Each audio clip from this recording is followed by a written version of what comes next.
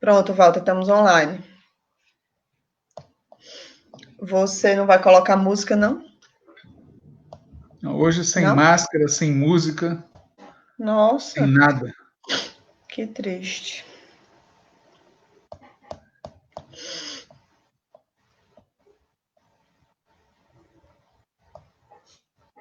Você falou que está no ar, mas eu não estou achando aqui. Calma, vou mandar.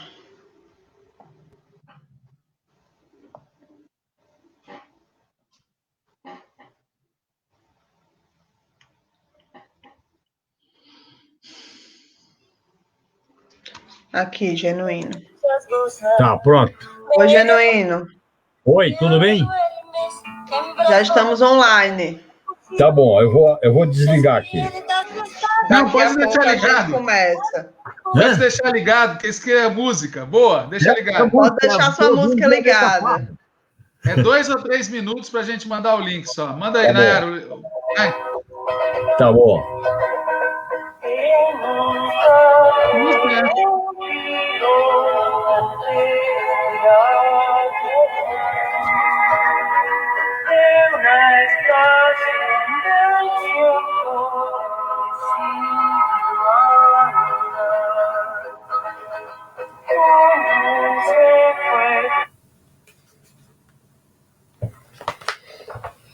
A gente começa em 4 minutos, Genuíno.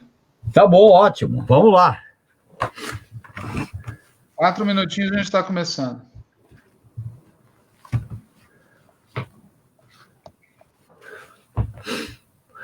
Natália, o que você achou do debate ontem? Foi ótimo. É, né? Hoje eu vou acompanhar, viu? Foi um ótimo debate. Gostei. É. Natália, você vai mandar para mim o link? Vou mandar agora. Mas é esse link, nós já estamos aqui nele, né? Ou não? Não, é porque o se o link que você recebeu Facebook. É só para você entrar. Aí agora eu vou mandar o link que é para o pessoal assistir no Facebook. Ah, tá certo. Tá bom, valeu. Mandei, Walter. No Zap? Tá. No Zap. Bom, você, na hora que você quiser começar, fica à vontade, eu só tô aqui me dê um minuto aqui só. Tá bom. Hoje é o nosso programa número 20. Ótimo. Tudo bem. Ô, Walter, eu vi hoje, sem querer, aí eu entendi sua revolta. Eu fui ver meus papéis e encontrei do Luiz Eduardo 42 perguntas e 42 respostas que você faz para o nosso amigo. Você lembra disso? Hã? Lembro. Pois é.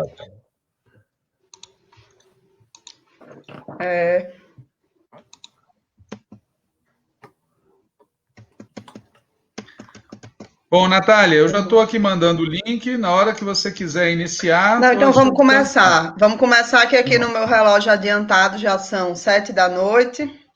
Horário Natal, né? Que é o horário de Natal do antivírus. Já são 7 da noite aqui em Natal. Então, quero dar boa noite para todo mundo que está assistindo a gente pelo Facebook, também para todo mundo que vai assistir depois aí pelo YouTube.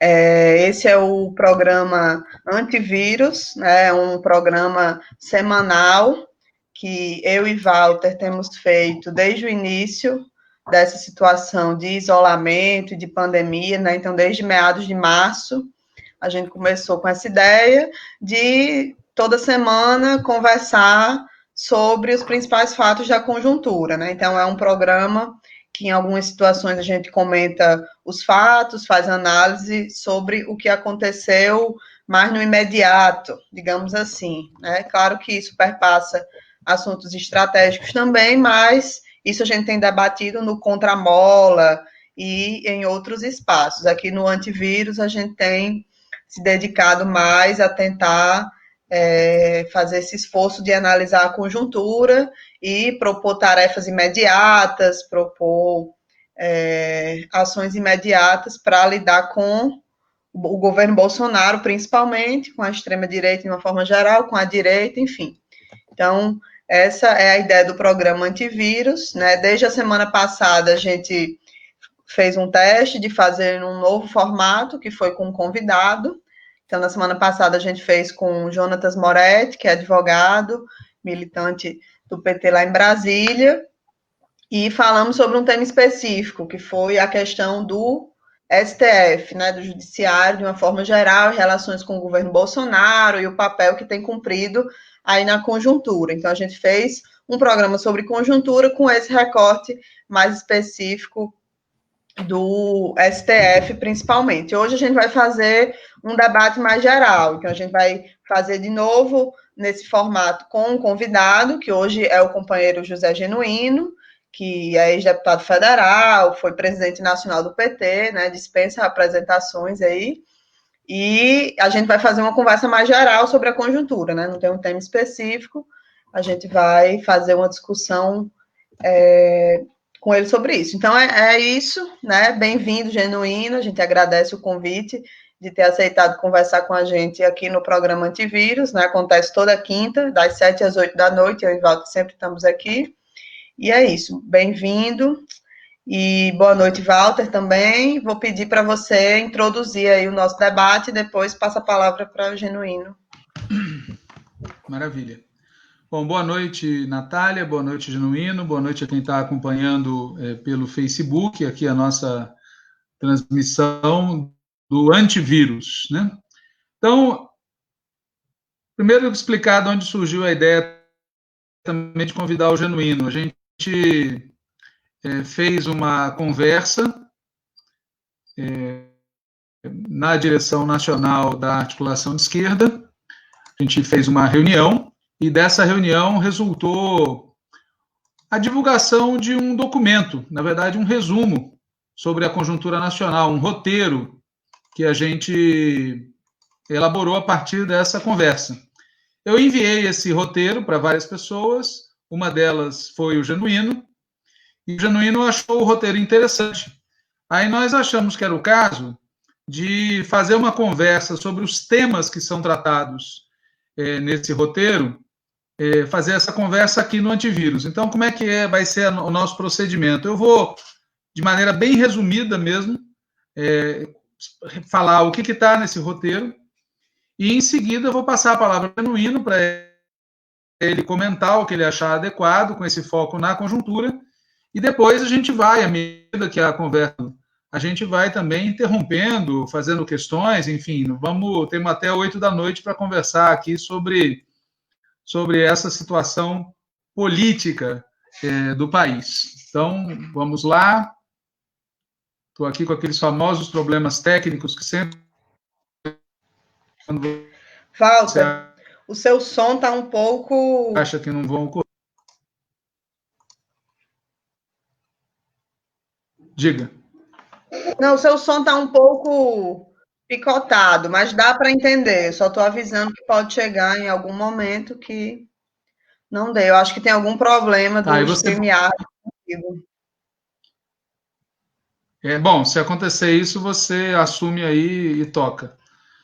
Vamos lá, então. Genuíno, você está me escutando?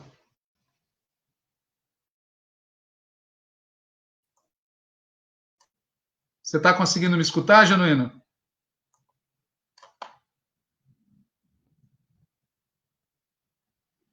Caiu de vez agora. Acho que ele caiu. Que ótimo. Vamos ver se ele entra você sabe de que novo. O pessoal da velha guarda, quando você fala que caiu, pode ser uma coisa, tem um significado Liguei meio... para ele, Walter. Não, vamos esperar ele voltar. Eu não sei se ele sabe que caiu. Vamos lá.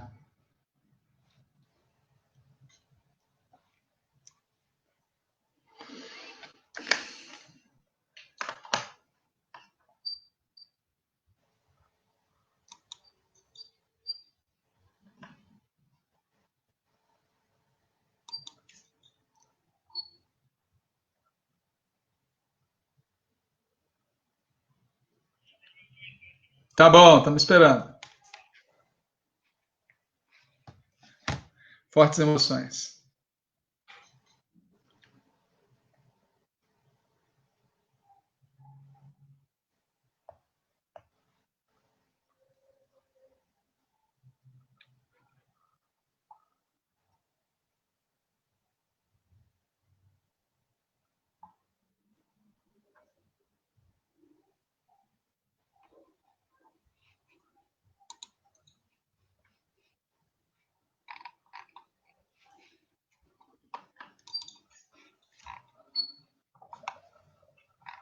Vocês que estão acompanhando, muita calma nesse instante, o Genuíno está regressando, e assim que ele regressar, a gente retoma.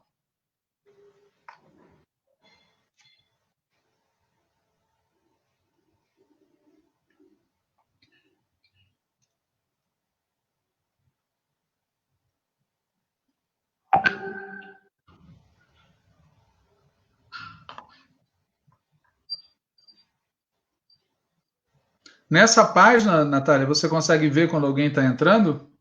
Consigo.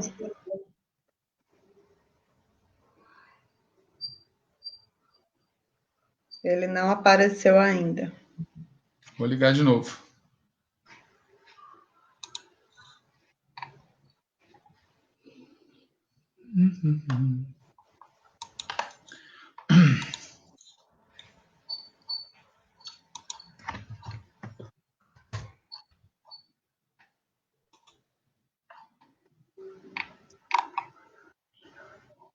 Como entra e sai automático? Você clica no...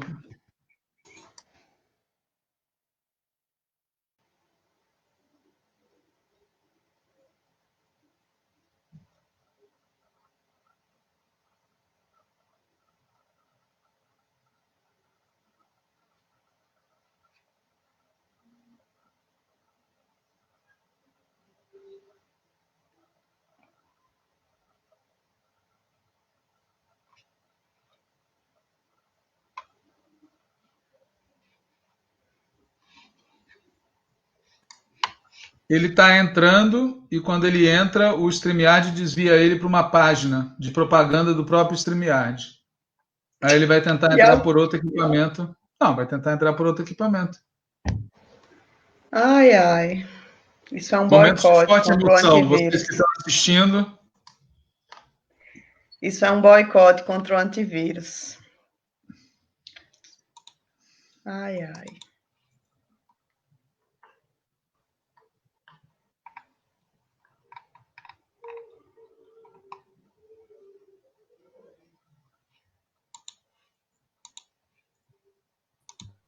Pronto. Pronto, vamos lá. Muito Está bem. aqui. Genuíno, Os dois estão sem câmera. Tá, muito bem, eu vou abrir a minha câmera. Abre a sua câmera também, perfeito. Abri. Pronto. Vamos lá. Então, eu vou aqui... Eu vou fechar. Ok. Tá bem. Muito bem, então, retomando do princípio, nós fizemos no domingo passado uma reunião da direção nacional da tendência petista Articulação de Esquerda e fizemos um debate sobre a conjuntura nacional. O debate foi feito com base num roteiro que depois nós divulgamos. Não se tratava de uma resolução, mas só de um roteiro de discussão. Nós enviamos esse roteiro para o Genuíno, ele achou interessante, então daí surgiu a ideia de convidá-lo para comentar aquilo que ele achasse mais adequado do que nós expusemos nesse roteiro. Então eu vou fazer um resumíssimo, tá certo? Do que está dito nesse roteiro, para depois passar a palavra para o Genuíno. O roteiro abre dizendo que a gente está há 120 dias ou mais em pandemia, e que isso tornou mais difícil o que já era difícil, tornou mais complexo o que já era complexo, acentuando algumas tendências que antes da pandemia a gente já considerava negativas. Por exemplo, a ênfase na militância nas redes, o ultracentralismo de certas direções e a redução na mobilização social. Depois o roteiro fala da crise sistêmica e geopolítica e estrutural que existe, está em curso hoje no mundo, e a gente discute um pouco quais seriam os efeitos, os desdobramentos, os cenários que vão resultar dessa grande crise que está em curso no mundo. A gente trabalha com dois cenários fundamentais. O primeiro é que a pandemia retroceda daqui a alguns meses e a gente volte ao ponto onde nós estávamos. Ou seja, um pouco antes da pandemia começar, era senso comum nas pessoas que a gente estava na beira de uma nova crise de 2008, uma grande crise mundial. E a segunda hipótese, o segundo cenário, é que durante a pandemia, os governos e os capitalistas tomem medidas de reestruturação global que cumpram a mesma função da crise de 2008, concentração e centralização de capitais, ampliar a exploração dos trabalhadores, saltos tecnológicos, etc. Então, a primeira parte do documento faz a discussão sobre isso, sobre a possibilidade de um novo ciclo de desenvolvimento e sobre a possibilidade de guerra, que é uma questão que está sempre no horizonte, dada a agressividade dos Estados Unidos. Depois o documento fala do Brasil, fala da crise nacional, né? A gente diz que nós estamos vivendo hoje uma crise similar àquela vivida nos anos 80, quando o ciclo desenvolvimentista se esgotou e o Brasil se colocou diante de uma encruzilhada, neoliberalismo ou uma alternativa democrático, popular, socialista. Nós sabemos como é que aquela crise terminou com a vitória da alternativa neoliberal, e nós temos 40 anos de neoliberalismo desde 1980. E a gente reflete sobre o fato de que nesses 40 anos houve uma série de retrocessos e houve uma série de avanços no terreno da presença institucional e política e organizativa da esquerda, né? É um momento muito paradoxal, porque se pegar, por exemplo, o indicador desigualdade patrimonial e desigualdade de renda, o Brasil está pior hoje do que estava nos anos 70. Só que se pegar do ponto de vista do nível de organização e presença institucional da esquerda e também de alguns outros aspectos, a situação é diferente. Então, o documento faz um pouco essa reflexão sobre esses 40 anos, para insistir na ideia que agora nós estamos numa situação parecida com aquela, ou seja, numa encruzilhada, e que, por isso, a conjuntura e o período de médio e longo prazo, a tática e a estratégia, o emergencial e o programático, está tudo misturado, porque nós estamos num momento de encruzilhada, não estamos num momento normal da vida nacional. Depois o documento analisa um pouco o caráter da nossa classe dominante, diz que é uma classe dominante primária e brutal, e que o cavernícola, o Bolsonaro, ele é produto disso, não é causa disso. E o documento chama a atenção para o fato de que a classe dominante, pela opção que ela fez, ela é levada a reduzir as liberdades democráticas e reduzir a presença institucional dos setores populares. Não é uma tara pessoal do cavernícola, não é só um problema da cúpula das Forças Armadas e das polícias. A classe dominante brasileira escolheu levar o Brasil para trás, fazer do Brasil um país primário, exportador. Nós vamos importar industrializados, exportar produtos de base, e um país com essa característica não vai conseguir oferecer condições de vida decentes, emprego, saúde e educação para a maioria do povo. O resultado é que eles não vão poder incorporar 200 milhões de brasileiros. Vai ter que tratar as questões sociais como o caso de polícia. E por isso, o roteiro diz que isso que a gente está chamando de fascismo, neofascismo, estado de exceção, é uma ferramenta que a classe dominante brasileira vai usar cada vez mais por conta desse econômico, que, na nossa opinião, faz sentido do ponto de vista deles. Ou seja, a nossa alternativa, que é reindustrializar o país, exigiria de cara comprar uma briga com as potências dominantes no mundo, exigiria elevar o nível de consumo do povo brasileiro, exigiria uma série de medidas que custariam para a classe dominante muito, reduziriam os lucros deles e colocariam eles diante de uma briga que eles não têm certeza se vão vencer. Muito mais cômodo para a classe dominante é fazer essa gestão de um entreposto primário exportador que vende produtos primários e compra produtos industrializados. O documento, nesse ponto, discute em que momento da história a gente está e chama atenção para o fato de que a principal questão política hoje no país é se a polarização entre o PT e a classe dominante vai se manter ou se vai ser superada, né? Na nossa opinião, esse foi o fio condutor dos últimos 40 anos, a polarização entre o PT e a classe dominante. O PT como expressão da classe trabalhadora, né?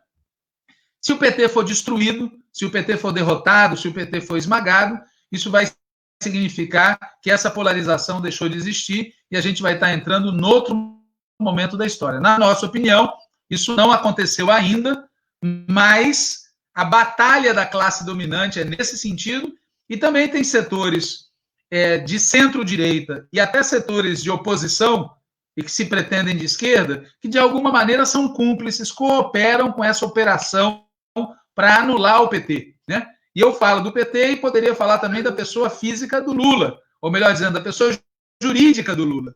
Tá certo? Que as coisas se confundem nesse plano. A operação de condenação, prisão, interdição da candidatura, anulação, impedir que ele tenha os direitos de volta, faz parte dessa operação. E aí o documento discute as eleições de 2020 de um ângulo mais estratégico, ressalta o fato de que a linha do partido é muito importante para enfrentar essa situação, a orientação política do partido, debate um pouco o problema do programa, que programa de curto, médio e longo prazo a gente deve apresentar, e termina analisando a conjuntura estritamente falando. Diz que está em curso uma operação de acordo, né, cuja prioridade é manter a política ultraliberal do Guedes, manter a tutela militar e manter o isolamento do PT. E que todo aquele blá blá blá de frente democrática, frente ampla, sumiu. Que agora a prioridade deles é tolerância com Bolsonaro, né? A gente não acredita que o Bolsonaro seja capaz de segurar os ímpetos golpistas dele, mas também a gente não confia na disposição oposicionista e na vocação democrática de vários setores da oposição.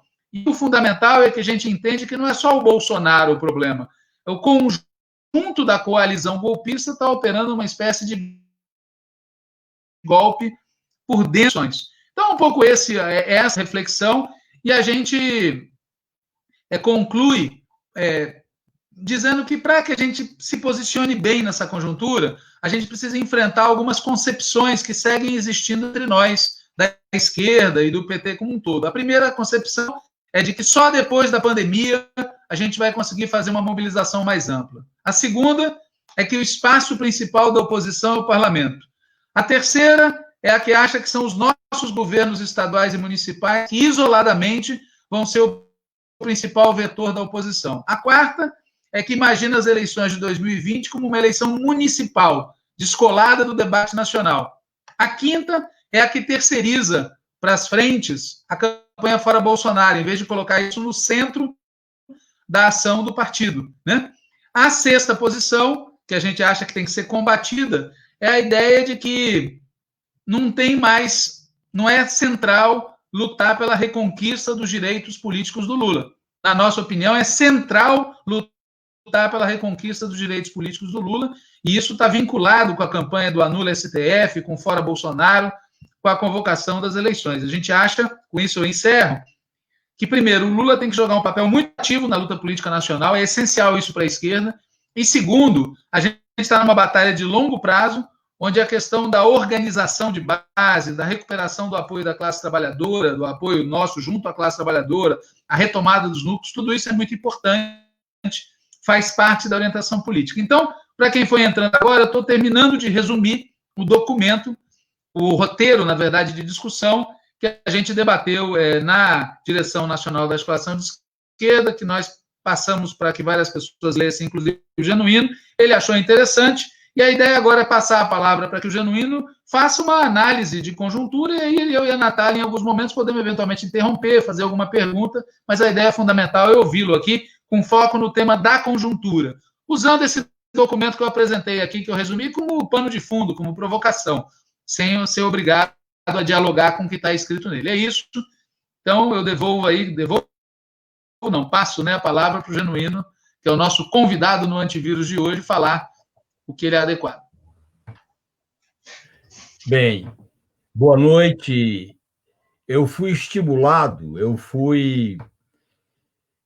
mobilizado para esse debate a partir da leitura do roteiro. E, em primeiro lugar, porque o conceito de avaliar a conjuntura saindo da ideia normal. Nós não vivemos uma situação normal. Nós vivemos uma situação de anormalidade. E essa situação de anormalidade, ela é também de emergência. Emergência pela gravidade dos problemas. Nós não podemos continuar assistindo como normalidade o número de mortes, o descaso, a situação de abandono, a quantidade de desempregados. Nós não devemos achar que é normal o número de bilionários que cresce o seu patrimônio em torno de 176 bilhões. O número de bilionários que na América Latina cresce o seu patrimônio em mais de 200 bilhões, enquanto tem 50 milhões abaixo da linha da pobreza e 40 milhões de desempregados. Nós estamos diante de uma situação de extrema gravidade. E eu acho que o documento chama a atenção desse ponto para que a esquerda e o PT entendam que nós não podemos normalizar essa situação. Não é uma situação normal. E como não é uma situação normal, nós temos que atuar no sentido de dar respostas contundentes a esse quadro que é extremamente grave. É isso que a primeira observação que eu acho que o documento dialoga com uma tendência da conjuntura. Porque o que os capitalistas, o que a burguesia brasileira e internacional pretende fazer?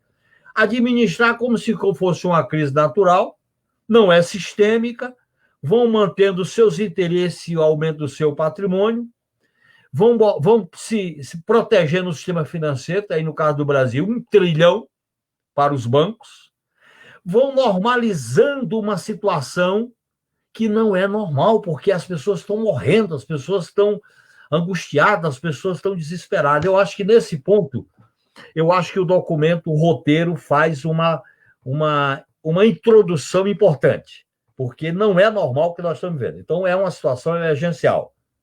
Como é emergencial, nós temos que ter uma política adequada.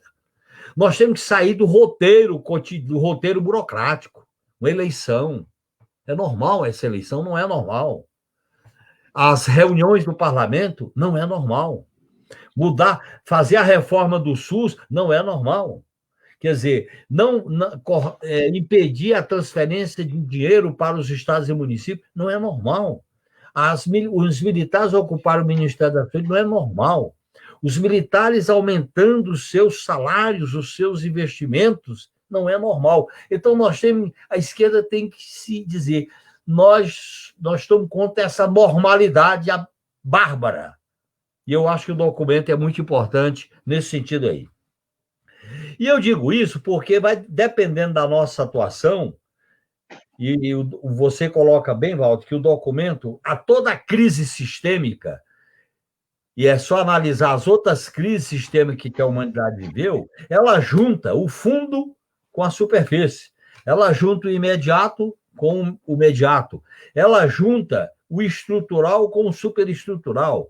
Ela mexe com todas as relações capitalistas, as relações sociais. E no momento em que há uma crise do neoliberalismo, que são as consequências da crise de 2008, há uma crise política com o surgimento do ciclo de autoritarismo no mundo e no Brasil, há uma crise que já vinha se arrastando na área do petróleo, na crise de energia, e uma depressão econômica. Então, nós estamos vivendo uma situação de hecatombe. E eu acho que, nesse sentido, nós do PT temos que nos dar conta dessa hecatombe. A gente não pode ir para uma situação de eleição, de disputa política, como se a gente estivesse vivendo uma normalidade. Não é normal o que nós estamos vivendo. Então, essa é a primeira questão que eu queria destacar nessa conjuntura. É porque as pessoas vão criando uma rotina como se fosse normal. A quarentena, como se fosse normal as nossas lives, como se fosse normal as visitas sob controle, como se fosse normal a continuar vendo os espetáculos desse governo insano, fascista, como se fosse normal ver as estriporias do Trump, como se fosse normal o número de mortes. Não é normal. Portanto, a esquerda tem que se rebelar. A esquerda tem que dizer não dá. E eu acho que o roteiro é uma contribuição importante, esse é o primeiro ponto. Segundo, eu acho que nesse quadro, o documento coloca 2 cenários, eu vejo que há grandes possibilidades do que está sendo sinalizado. O sistema financeiro mundial admitindo que não é uma crise sistêmica. O sistema financeiro fazendo uma proteção dos grandes patrimônios especulativos. É que nós possamos entrar numa situação de aumentar a superexploração, alta concentração da renda e patrimônio, e para isso vem um fortalecimento das medidas coercitivas e autoritárias no bojo da consequência da pandemia na crise econômica e social. Neste sentido, o que está acontecendo no Brasil há dessa lógica, porque nós temos um autoritarismo que vem desde 2016, esse autoritarismo está se compondo por dentro das instituições com a tutela militar, com um acordo com a grande burguesia monopolista e financeira, e o pior cenário para o país e para o aprofundamento da crise é a manutenção desse governo até 2022. O que vai sobrar? O que vai existir? O que vai ficar? Então, nós temos que ter uma espécie de resolução política de emergência. Nós temos que ter uma resolução política meia jacobina, uma resolução política diante de uma gravidade. A situação é grave.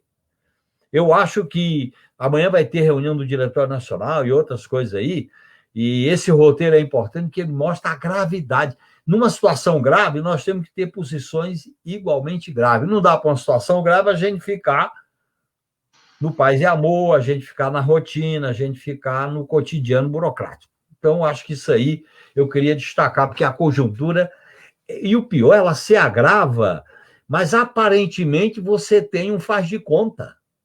Esse faz de conta que é preocupante, no meu modo de entender.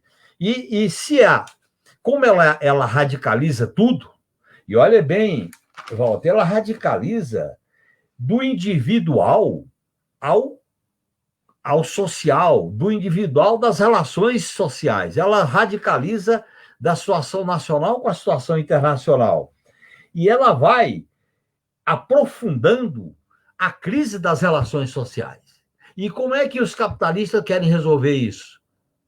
Consolidando essas relações e aumentando a superexploração. Portanto, a resistência, a resposta contundente da esquerda e do movimento social é uma questão de sobrevivência.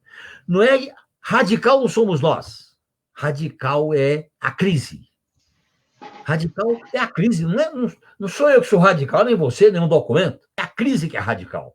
E numa crise com essa radicalidade, ou a gente age numa conjuntura com a radicalidade que a situação exige, que é ir na raiz dos problemas, que é chamar a atenção, que é mobilizar e buscar formas de responder a essa situação, ou então eu acho que nós vamos ficar numa passividade.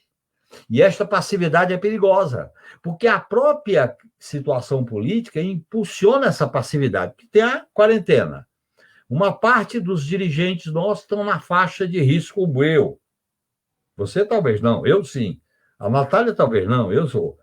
As pessoas estão em quarentena. Há o isolamento social. Nós não temos grandes mobilizações. Então, há uma espécie de, intuitivamente, se cai numa passividade. Então, vamos romper com essa passividade. Nesse sentido, quando o documento situa os cenários, eu acho que deixa claro que a passividade da esquerda, dos movimentos sociais, da oposição, é extremamente perigosa. Nós não podemos estar vendo o desastre passar na nossa vista e a gente achando que está sobrevivendo. Olha, não dá. Então, eu acho que esse é um dado importante. E, na medida em que a gente está vendo o mundo, o que está acontecendo? A gravidade da crise geopolítica. Essa gravidade da crise geopolítica tem incidência, no meu modo de entender, no pós-crise sanitária, porque você tem a depressão, a crise do petróleo, porque o capitalismo não produziu ainda uma alternativa de energia que não depende do petróleo, e você vai ter uma crise da dívida. Então, numa situação dessa, nós temos que começar a discutir um programa, e eu acho que nesse sentido o documento indica um caminho interessante, um programa radical, não é porque a gente queira ser radical, um programa que atenda à radicalidade da situação, porque a situação é radical. Não é a visão nossa que é radical, é a situação. Nós temos que refletir num programa. Por exemplo, como é que nós vamos financiar e viabilizar o auxílio emergencial? Como é que vamos recuperar o SUS? Como é que vamos recuperar os leitos únicos? Como é que vamos recuperar os investimentos para a pequena e média empresa? Como é que vamos recuperar o atendimento da população que está a pandemia se estendendo agora? Ela se instalou, ela entrou pela classe alta e agora chegou nos pobres e na população vulnerável e está causando um desastre. Então, veja bem, numa coisa como essa, nós temos que ter medidas concretas. Então, por exemplo, nós temos que discutir um controle desse sistema financeiro. Nós temos que discutir medidas efetivas de alargar a base monetária com emissão de dinheiro para garantir a viabilização disso. Em vez de discutir, veja bem, essa reforma tributária do Guedes, isso é um escândalo. Nós aceitarmos no parlamento discutir reforma tributária com essa crise, nós temos que discutir um imposto dos mais ricos para viabilizar a gravidade, a penúria das pessoas que estão morrendo, ou de fome, ou desempregada, ou em casa, ou nos hospitais. Então, a situação nós temos que tratar como bandeiras emergenciais. Nós vamos discutir, por exemplo, a questão do financiamento para a geração de emprego. Temos que discutir que os ricos têm que pagar. Esse dado dos bilionários aumentarem o seu patrimônio, isso é um assinte com a população que está na fila da morte, que está na fila, no corredor da morte. Então, eu acho que o documento é interessante, o roteiro, porque ele incita, ele impulsiona um sentimento de radicalidade para que a esquerda não se conforme com o que está havendo. Nós não podemos nos conformar. Isso seria... Esse conformismo é exatamente uma atitude que vai facilitar a posição da classe dominante de extrema direita ou de direita a isolar o PT através de uma deslegitimação do seu papel.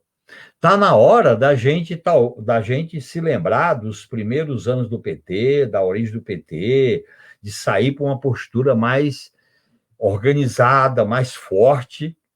E aí nós temos que criar meios de fazer manifestações, seja botando faixa, botando cartaz, fazendo manifestações respeitando o isolamento, o distanciamento, evitar que as pessoas que estão na vulnerabilidade sanitária não participem, mas nós temos que eu me preocupo, por isso que eu me mobilizei para discutir o documento, é que o documento chama a atenção que essa normalidade não é um desastre para nós. É um desastre.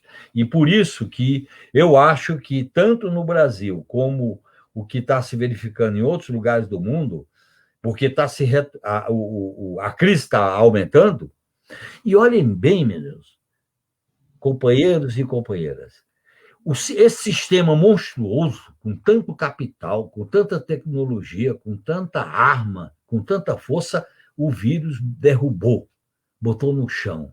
O sistema capitalista, neoliberal, financeiro, monopolista, está de joelho. Mas ele não vai ficar de joelho por muito tempo. Eles vão se levantar. E, ao se levantar, a gente sabe quem são seus alvos. Por isso que nós temos que fazer uma disputa que, queiramos ou não, ela não é só para diminuir os danos, os prejuízos. Não é só para isso.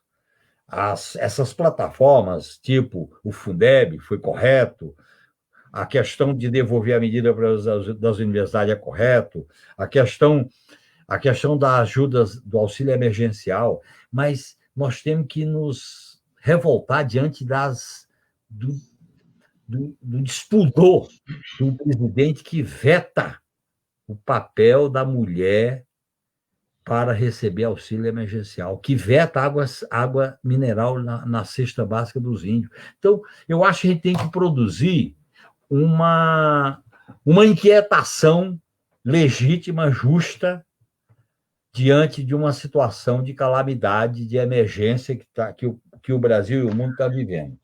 É o caminho para a gente enfrentar o risco de um autoritarismo fascista, de alta concentração da renda e de superexploração.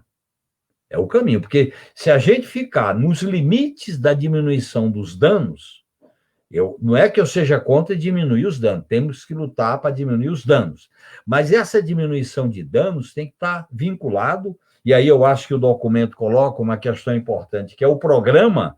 Este programa hoje ele é anticapitalista, ele é antineoliberal.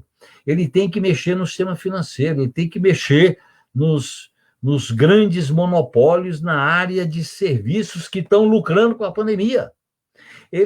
Nós temos que apoiar os trabalhadores em aplicativos.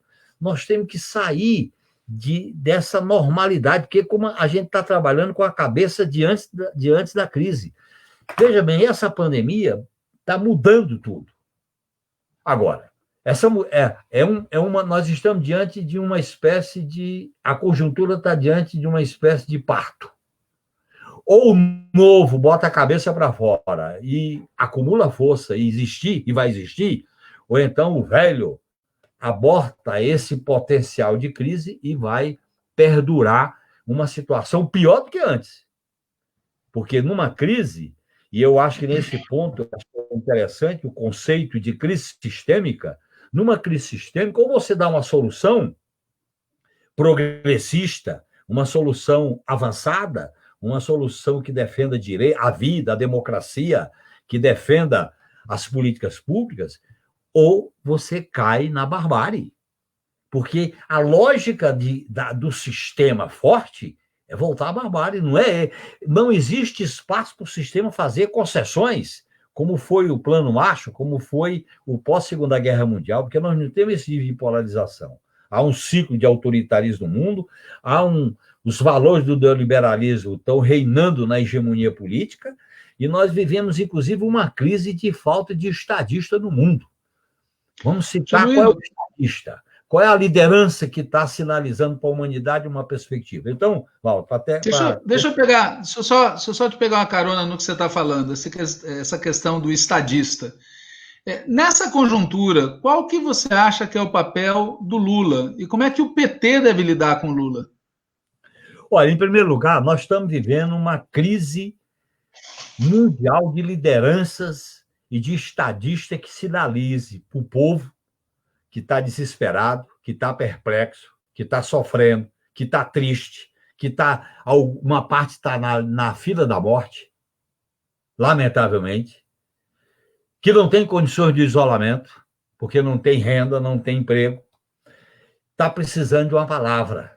É nesse momento que o líder tem um papel fundamental para chamar a esperança, chamar a unidade, chamar a luta e chamar a resistência organizada.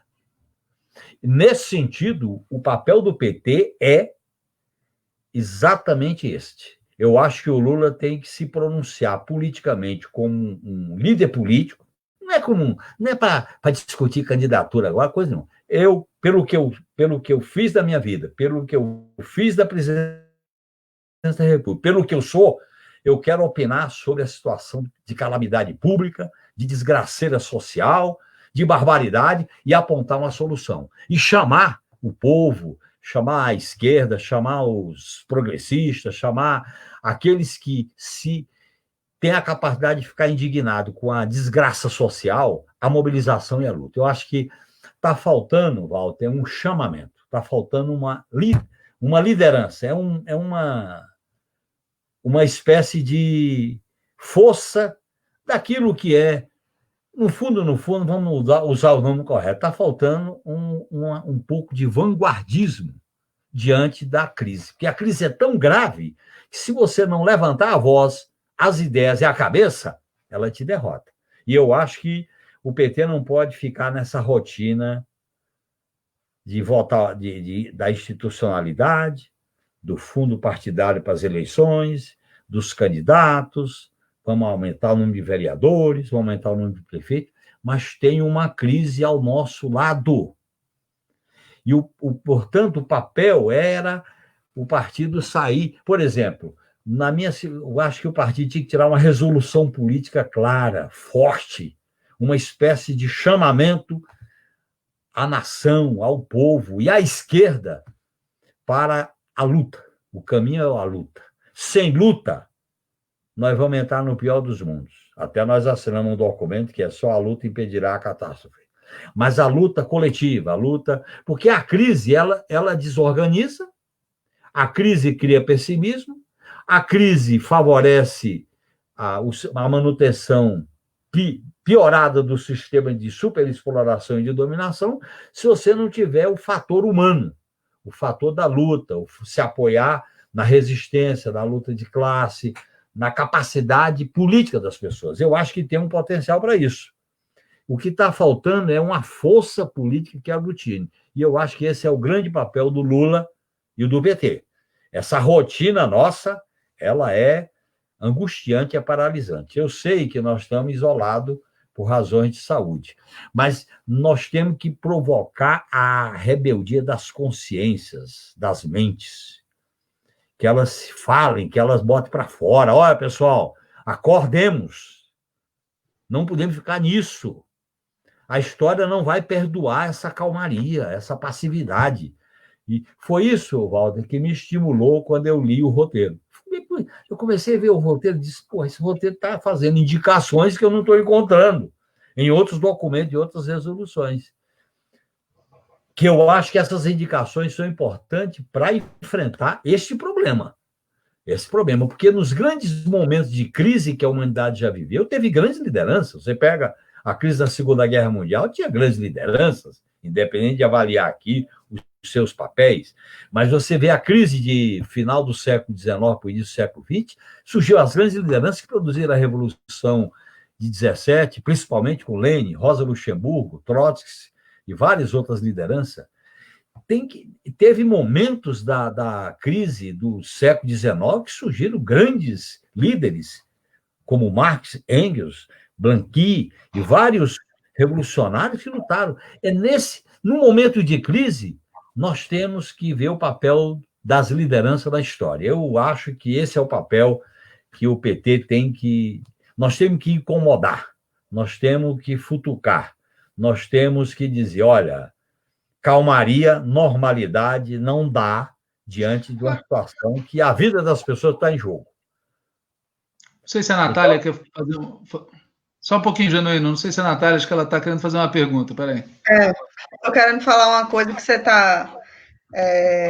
me provocou aqui, Genuíno. Já é uma provocação que eu estou pensando desde o debate de ontem, na verdade, mas eu vou aproveitar que o nosso tema aqui é a conjuntura para fazer essa questão de novo, né? Você falou que uma das coisas fundamentais que a gente tem que lidar na conjuntura é com dar respostas para esse atual quadro, né? Falou da gravidade dele e tal, e mencionou algumas das respostas, né? Por exemplo, sair do roteiro burocrático, da rotina parlamentar, né? Então, eu queria que você comentasse, claro, algumas coisas que você já fez, mas você estava comentando sobre o papel de Lula e do PT, então, para além de Lula e do PT, ou da militância de uma forma geral, muita gente apresenta essa inquietação, né? O que é que a gente faz para sair mesmo desse roteiro burocrático? Como é que a gente começa a trabalhar para efetivar o fora Bolsonaro, para efetivar o impeachment? Claro, isso vale para o PT, mas vale para a esquerda de uma forma geral. Como é que a gente trabalha concretamente para efetivar que a gente tenha uma nova eleição, né, direta, que recupere os direitos políticos de Lula para que ele possa ser candidato? Então, é uma coisa que aparece muito, né? Apareceu inclusive aqui nos comentários, mas e aí, o que fazer, né? A gente defende tudo isso, defende esse programa, né, que você colocou muito bem várias coisas, mas que tipo de giro, né, no nosso modo de funcionamento, no nosso modo de fazer trabalho político cotidiano, a gente deveria fazer, né? A gente imagina que a gente não deveria fazer, por exemplo, essa rotina de passar o dia todo em lives é uma coisa que certamente, dificilmente é a partir daí que a gente vai incidir nessa conjuntura tão radical. Então, é isso, um pouco das nossas tarefas imediatas, digamos assim, nessa conjuntura. Eu queria que você comentasse mais. Em primeiro lugar, Natália... Walter, você ia falar também alguma coisa? Não. Em primeiro lugar, eu fico com minha cabeça, sinceramente, perturbada, inquieta, querendo se soltar. e eu fico aplicando aquela ideia. Meu corpo está preso, mas a minha cabeça não pode estar. E aí eu começo a pensar coisas. Primeiro, nós temos que ter uma espécie de plataforma política emergencial. Eu acho que o PT, as esquerdas, tem que ter uma plataforma política. Não é a emergência em relação aos pontos concretos aqui. É uma plataforma política diante da calamidade que o país está vivendo. Porque a manutenção desse governo até 2022 vai viabilizar o desastre e o Brasil ser uma plataforma agroexportadora. É o desastre, com uma vertente autoritária neofascista. A manutenção da pandemia no nível em que está a crise sanitária é mais morte, é mais problema, porque os governantes não estão agindo com lucidez, com ousadia e com coragem. Então, nós temos que ter uma plataforma. E uma plataforma que pegasse a questão emergencial da pandemia, mas também pegasse a questão política, porque a manutenção desse governo é o aprofundamento do desastre. E a questão de um programa em relação ao financiamento para enfrentar a crise, em relação à emissão de dinheiro, em relação ao sistema financeiro, em relação à ordem internacional. Para isso, Natália, eu acho que nós temos que fazer formas criativas de luta. Primeiro, eu acho que a gente tem que começar a exercitar, colocar faixas, cartazes, palavras de ordem nas ruas. Isso dá para fazer sem correr risco. Você pode fazer com 2 pessoas, 1 pessoa, 3 pessoas, respeitando tranquilamente o isolamento. Segundo, é possível fazer momentos, escolher o dia, o local, para fazer manifestação respeitando o distanciamento, mas é simbolicamente importante. Eu acho que dá para fazer esse tipo de coisa. Terceiro, eu acho que a questão da restituição dos direitos políticos do Lula tem que se incorporar no que eu chamo de plataforma política do PT. Plataforma. Não é a plataforma em relação ao que os governadores e prefeitos estão fazendo. É na plataforma de resistência política democrática radical do PT. E aí nós temos que ver, cobrar, fazer pressão para colocar na pauta do Supremo, fazer manifestação política. Por exemplo, eu acho que está na hora, como fez o Fidel, a famosa carta A História Me Absolverá.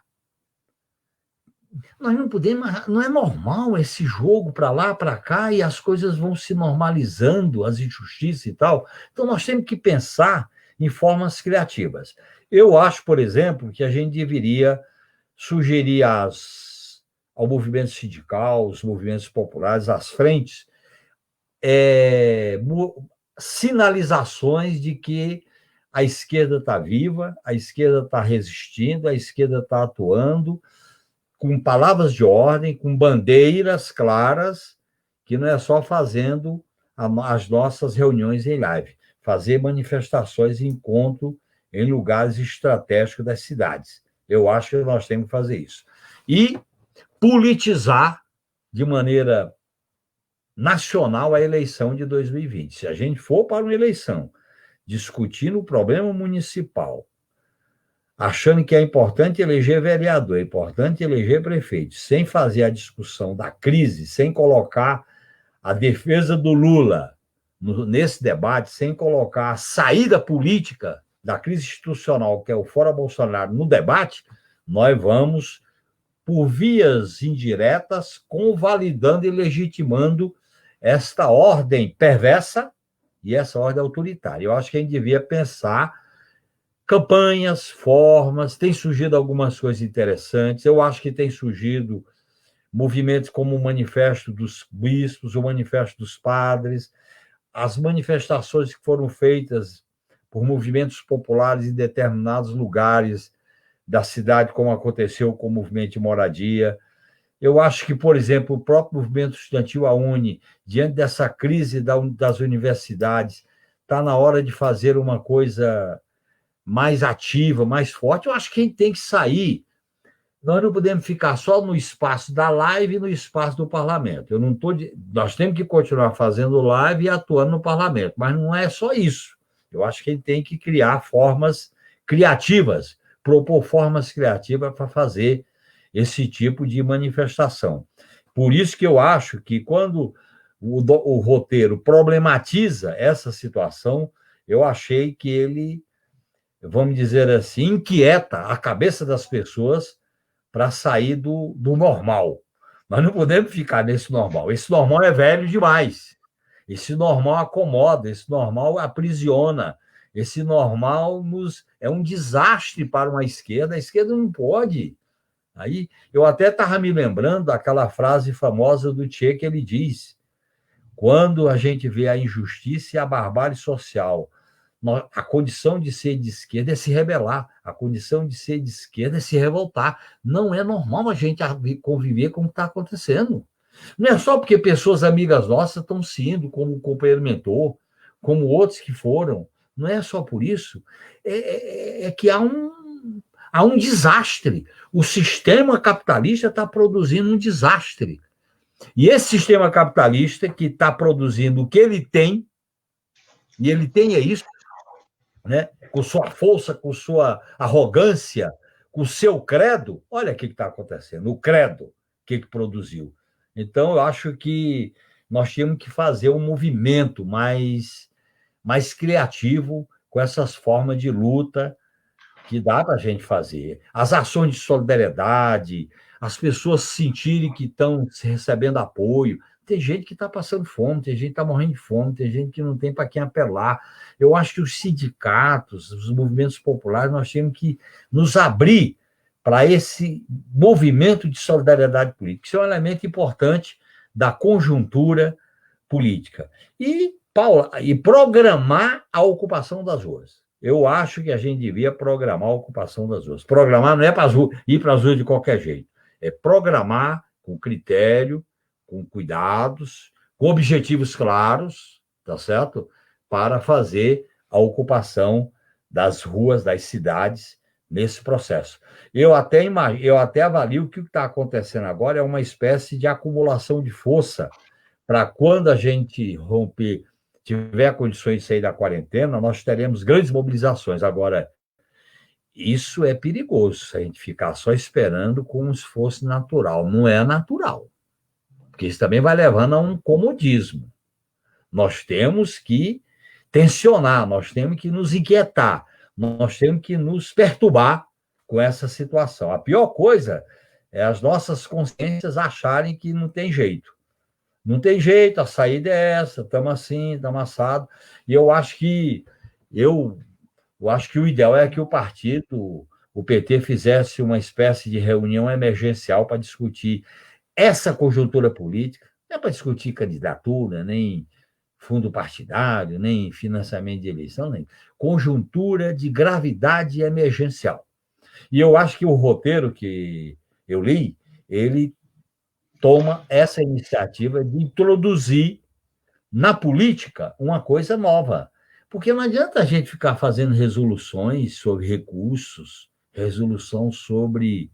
Diante de uma situação como essa, ficar fazendo essa rotina com o Lula sem os direitos políticos, fazendo essa rotina com as pessoas morrendo.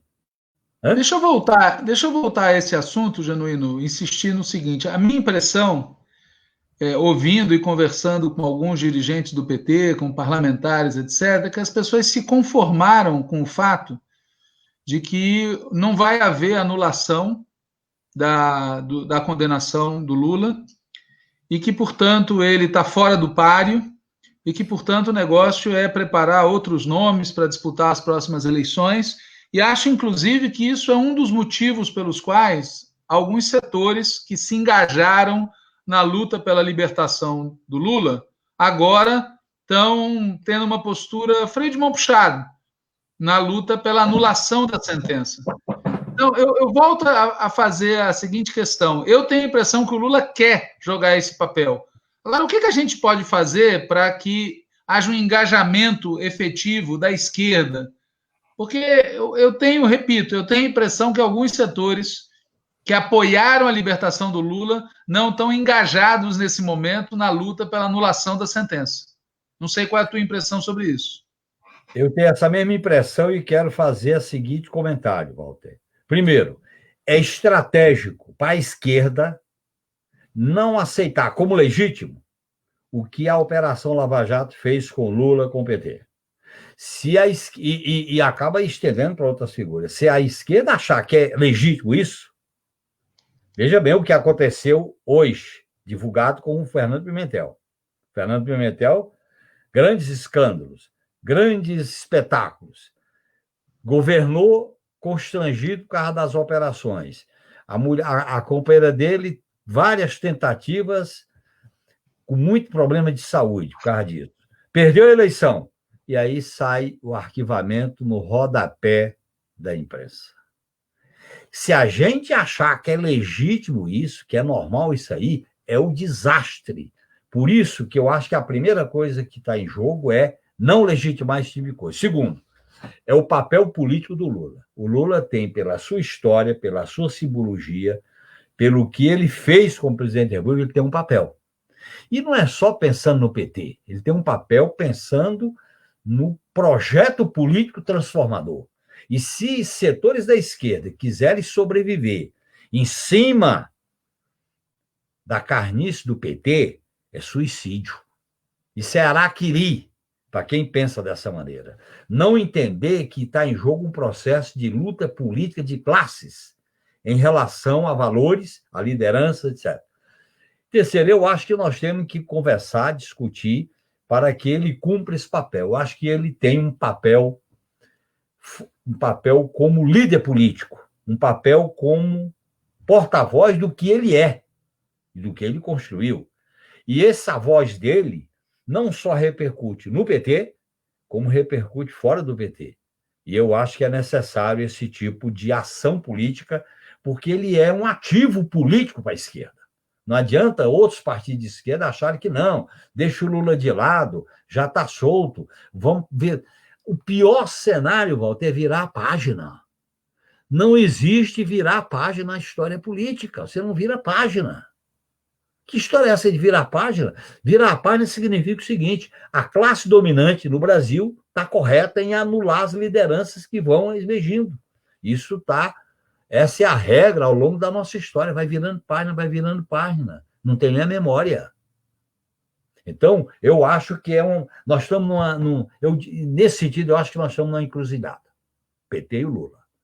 Em desabrochar, desatar esse nó. E desatar esse nó, nos momentos de crise, é que os líderes se projetam. Eu tenho essa visão.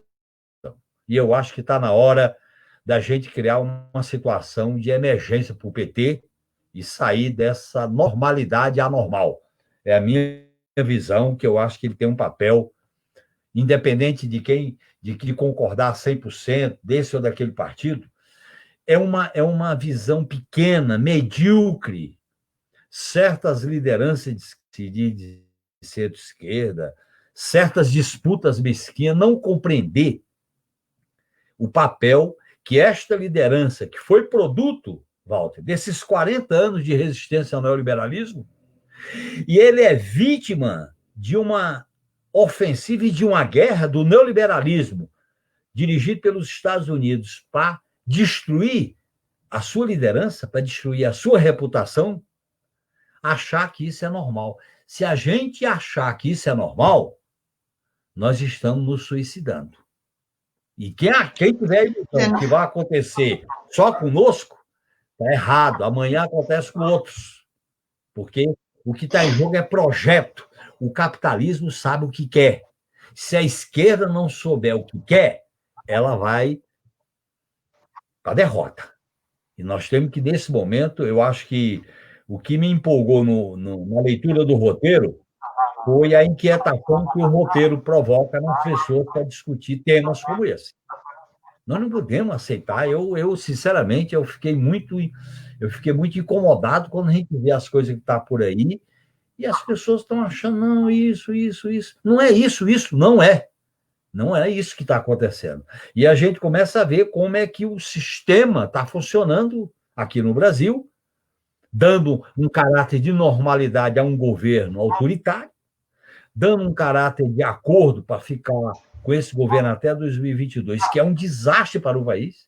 A manutenção dele é um desastre para o país. né? É um desastre, vai agravar tudo.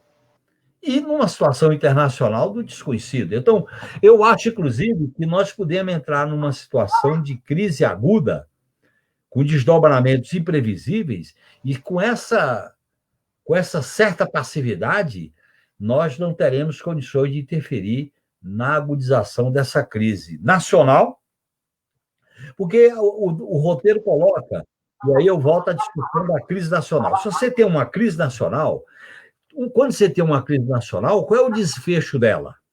Ou você tem um desfecho quando a força, pela via de certas garantias, ou você tem um desfecho pela via da barbárie e da perversidade, ou você tem um desfecho por uma transformação, como foi mais ou menos um pouco o cenário pós-Segunda Guerra Mundial. O que está pintando agora, que a gente não se articula mais melhor, é o pior dos cenários em termos de perversidade, autoritarismo político e superexploração, preconceito, discriminação, e se criar, porque essa ideia de normalizar o que é anormal, é isso, vai normalizando o feminicídio, vai normalizando a eliminação da população originária, vai normalizando o racismo, vai normalizando a LGBTfobia, vai se normalizando o anormal.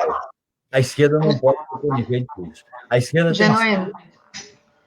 Pois não, Nadália. Deixa eu te fazer uma última pergunta. Tem a ver com isso que você falou, que você está falando aí sobre que a gente deve aceitar ou não como normal, né? Você citou o autoritarismo do governo, e no início você também falou explicitamente sobre que a gente não tem que aceitar como normal a participação dos militares, do jeito que é hoje no governo Bolsonaro, né? Então, o roteiro também trata um pouco, quando fala da conjuntura em si mesmo, fala da questão dos acordos que estão em curso, né?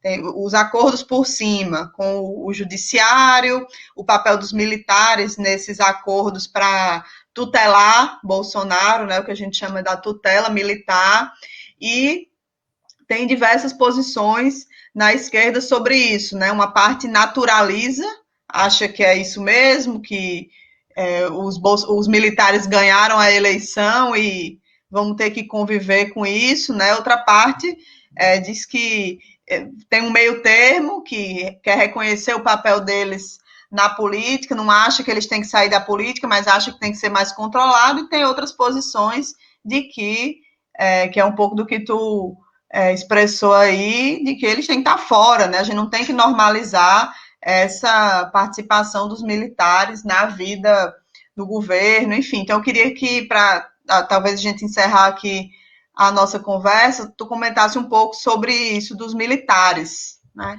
E o governo Bolsonaro. Esse protagonismo do aparelho militar dentro do Estado é consequência do caráter autoritário do Estado brasileiro desde a sua formação. E teve momentos que isso diminuiu, teve momentos que aumentou. Nós estamos vendo agora um aumento da tutela militarizada. Ordem autoritária, nascida do golpe de 2016, nascida de uma eleição ilegítima por causa das fake news, e nascida do lava-jatismo, que criou a ideia de que se condena por convicção, se condena com o domínio do fato e se condena negando o que diz as garantias individuais do artigo 5º da Constituição. Este processo, que é uma espécie de guerra para destruir reputações. Você não mata, como tinha na época da ditadura, a pessoa, não desaparece com o corpo, mas você desaparece com a reputação, com a história. O que mais incomoda eles é a história do Lula, o que mais incomoda é a história do PT. Tem que liquidar essas reputações, que faz parte de uma guerra no simbólico. E eu acho que eles estão buscando recuperar a reputação da ditadura militar, os valores da ditadura militar, porque eu acho que até a nova república não foi aceita, mas não assimilada. Mesmo fazendo um acordo por cima, como o que aconteceu para produzir o artigo 142 da Constituição. Mesmo quando a gente... Porque essa ideia de que é uma força acima de tudo e de todos, inclusive não está sob júdice, porque tem até uma justiça própria, que é a justiça militar, Esse é um problema sério para a democracia. As Forças Armadas têm que ser dirigidas pelo poder civil que emana do voto. A Força Armada não pode exercer cargo político. Se um militar vai exercer um cargo político, ele tem que se afastar da carreira definitivamente. Se nós aceitarmos como natural esse tipo de autoritarismo dissimulado, esse autoritarismo do faz de conta, nós teremos uma democracia tutelada, nós teremos uma democracia oligarquizada, uma democracia elitizada. Nós queremos uma ordem democrática, radicalmente democrática, com base no princípio da soberania popular, com base no princípio dos direitos, com base no princípio do controle democrático das instituições do Estado. Nós não podemos viver numa democracia que tem instituições que ninguém controla nada.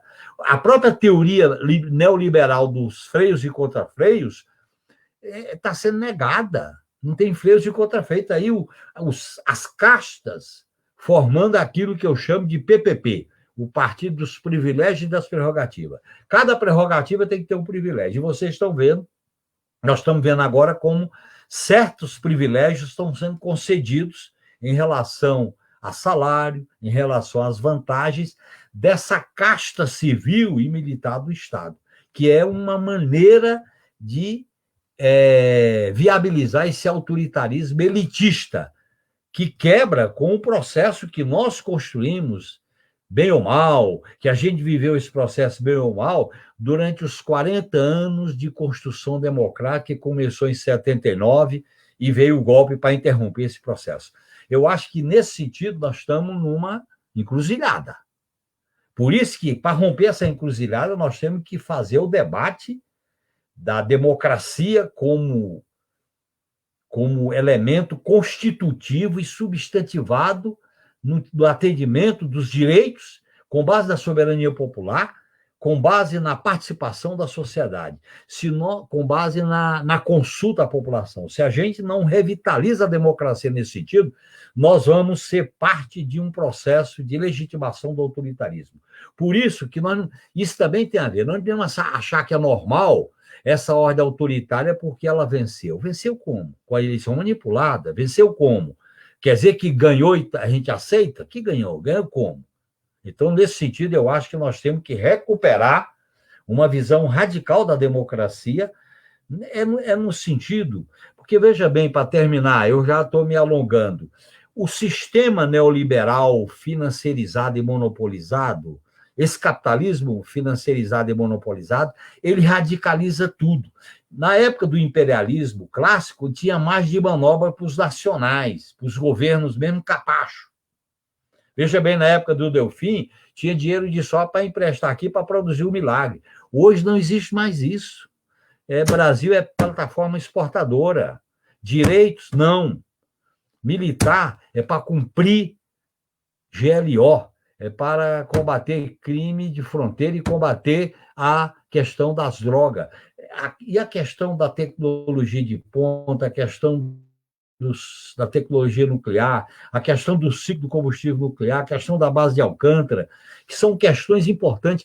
Agora, e eu termino mesmo, Natália, o Brasil, como nós estamos sem um projeto nacional radicalmente democrático e justo, nós não temos uma função estratégica nacional para colocar as Forças Armadas no trilho de uma força que tem a função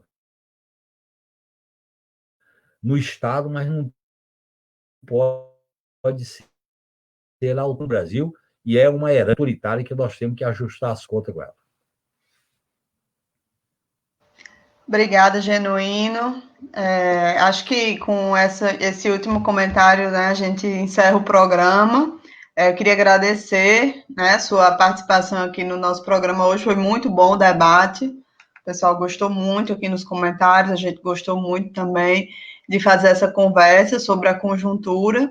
Né? A gente passou um pouquinho do tempo, mas acho que é aceitável. Né? A gente tem um convidado aqui hoje e também perdemos um tempinho com os problemas técnicos no início. para poder começar. Então, a gente vai encerrar agora. Eu queria só avisar para todo mundo que está ouvindo e que está na expectativa do Contramola. Normalmente, a gente faria o Contramola hoje, né? O Contramola, que é o nosso programa de debates estratégicos, que a gente está fazendo quinzenalmente. No caso, somos eu, Walter e Patrick. Mas hoje a gente não vai fazer o Contramola, porque a gente está participando do seminário da ELAP sobre desenvolvimento e socialismo. E aí esse seminário está sendo todo dia, nesse horário das 21 às 23, e ele coincide com o horário do Contramola. Como é um público que a gente quer que assista o seminário, porque o seminário também está tratando de assuntos estratégicos, né? Então, tem um tema aí que interessa a esse público do Contramola, a gente não vai fazer hoje, né? O tema do seminário hoje, que começa daqui a pouco, é planejamento, mercado, propriedade, produção e finanças. Então, o Walter vai estar lá moderando esse debate, a gente vai ter 3 painelistas fazendo falas, e depois o Walter vai estar fazendo provocações lá a eles, para eles comentarem, e é isso. Então, a gente encerra aqui, agradecendo novamente a Genuíno, por ter feito essa conversa com a gente, agradecendo a todo mundo que assistiu até agora, tivemos mais de 100 pessoas aí online aqui no Facebook durante o programa. Boa noite a todos e todas e até a próxima quinta. Boa noite, Natália. Boa noite, Walter. Valeu. Boa noite, Natália. Até daqui a pouco. Até daqui a pouco. Um abraço. Tá bom, tchau.